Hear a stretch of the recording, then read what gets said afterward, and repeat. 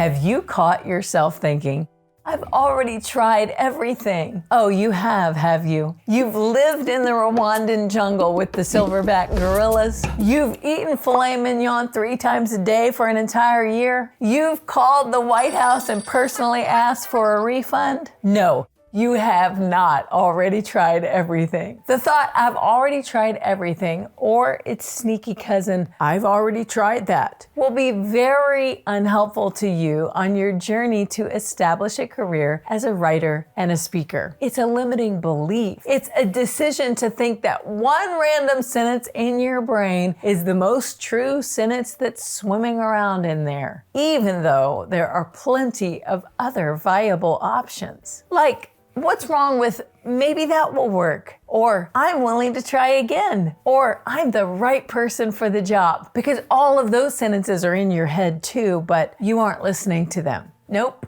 you're not paying attention at all. We're going with the already tried everything narrative. Full throttle, let's go. Now, why would you choose to think that? When you know good and well that you haven't tried even a fraction of the options that are available to you. The only reason you want to trust a limiting belief is because you think it will protect you from something. So what is it protecting you from? Embarrassment, usually. We aren't willing to be embarrassed. We think trying the same thing again because it didn't work the first time will cause us more embarrassment, and we simply aren't willing to buy success with embarrassment, but that's often the price that's required. I hate to break it to you. Besides, there are plenty of biblical reasons to try the same thing over and over again. In fact, let's read one. John 21:4-6. At dawn, Jesus was standing on the beach, but the disciples couldn't see who he was. He called out, "Fellows, have you caught any fish?" "No," they replied. Then he said, "Throw out your net on the right-hand side of the boat, and you'll get some." So they did, and then they couldn't haul in the net because there were so many fish in it. That's so good, isn't it? What if the disciples had said, "Lower the nets again?" Nah, we've already tried everything. What if the outer limit of their belief was that they had fished all night, and if they still hadn't caught any, then it was game over.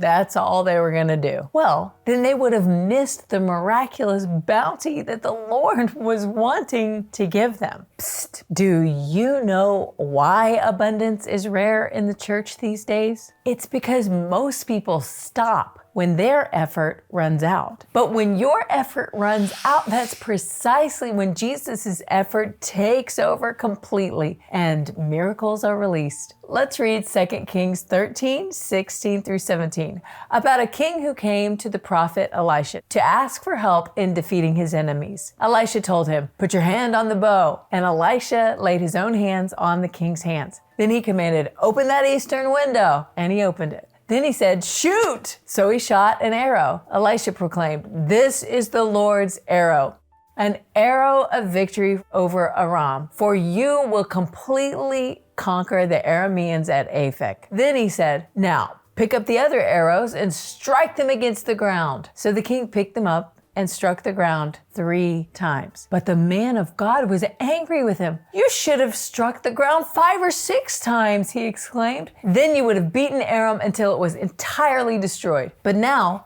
you'll only be victorious 3 times. Ouch! Isn't that terrible news? The king stopped short and he missed total victory. Don't let that happen to you. So the next time that you find yourself thinking, "I've already tried everything," something better you can think is, sometimes the best things happen when you try one more time. If this video was an encouragement to you, please like it or leave me a comment. I love to read them all. Then share with somebody that you know could use a little encouragement today.